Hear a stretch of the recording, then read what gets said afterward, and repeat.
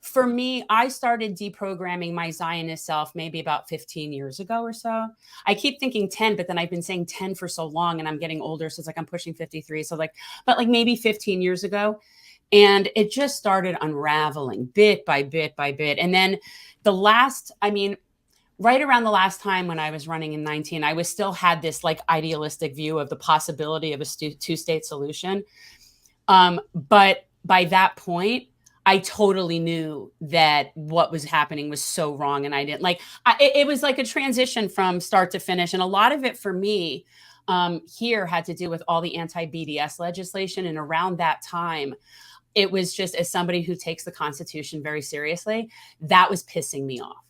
That was pissing me off to no end. And then I started digging and digging, and it unraveled like a friggin' house of cards. And now you can't unsee it.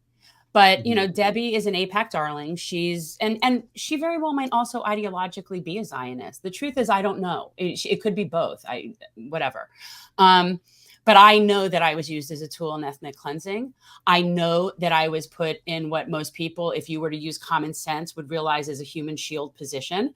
I can say everything that comes out of Israel's mouth is a lie, and that everything that they say is stuff that they're projecting that they do. And when I think back on when I was there and what that was, we were totally in places that we were not supposed to be. And we thought it was so cool. We had this armed guard and he had a machine gun and all this stuff. And we're in high school in this group and we're like, oh my God, how cool is that? Like, we have this armed guard. Yeah. If you're taking teenagers somewhere where you believe that it might be necessary to have an assault rifle to protect them, you're using them as human shields. If you're building things in places where you know that it's not safe, those are human shields.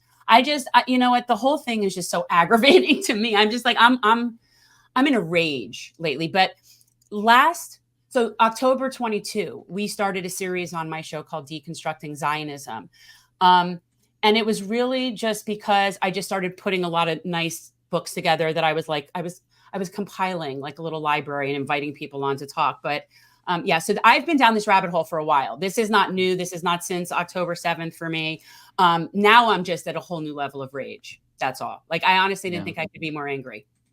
The way that you speak about like deconstructing your Zionism resonates with me, because I often talked about how like I was raised evangelical Christian, and they also raise you to be Zionist, but you don't really get, into the weeds as deeply as you did, for example. Like, they just taught us in the church, like, you have to be out for Israel. It's God's people. And I actually didn't know that, being raised as like a Christian evangelical, I didn't know about all the apocalyptic stuff and how like the reason why you're supposed to support Israel is because they're supposed to facilitate the end times.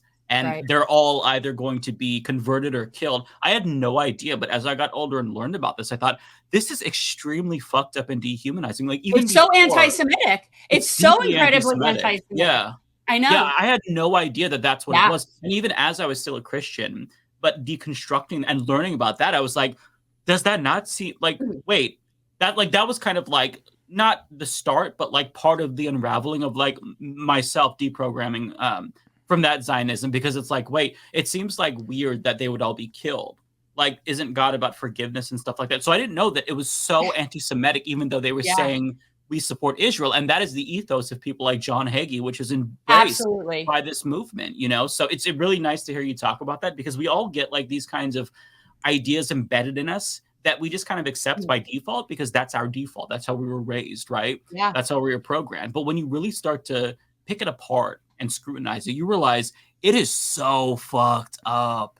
Really, I don't think people realize, unless, for people, if you've read Elon Pappy's book, if you've read, some like Rashid Khalidi, like some of these books, then you probably know too. Then I'm not like overly, like, it's not like I wrote a dissertation on this, but like there was a renaming committee back, I think like probably 1947, like right before official, and when they were resurrecting a dead language, which Hebrew was not spoken anywhere there. They had to resurrect a dead language to create a language and make up a nationality. And there was a renaming committee that went through all of the ancient things in Palestine and gave them new names and backstories. And not only were we taught that here, but children born in Israel, because we had Miko Peled on, and he was talking about, he was taught the same nonsense with the made up stuff too. And he lived right next door to the real things. Like they would go look at what was, you know, they would be told was some ancient Hebrew ruins. And it was some guy's house from like 30 years before. Wow. You know, like that kind of stuff. I mean, just so ridiculous. And, you know, it's amazing that they're still trying to gaslight us when we're watching it in live time. Like, I don't understand how they think that they can get away with gaslighting us anymore. Oh, by getting rid of TikTok. You get rid of TikTok, no one will see anything anymore. It's we'll know nothing. Strategy. Yeah.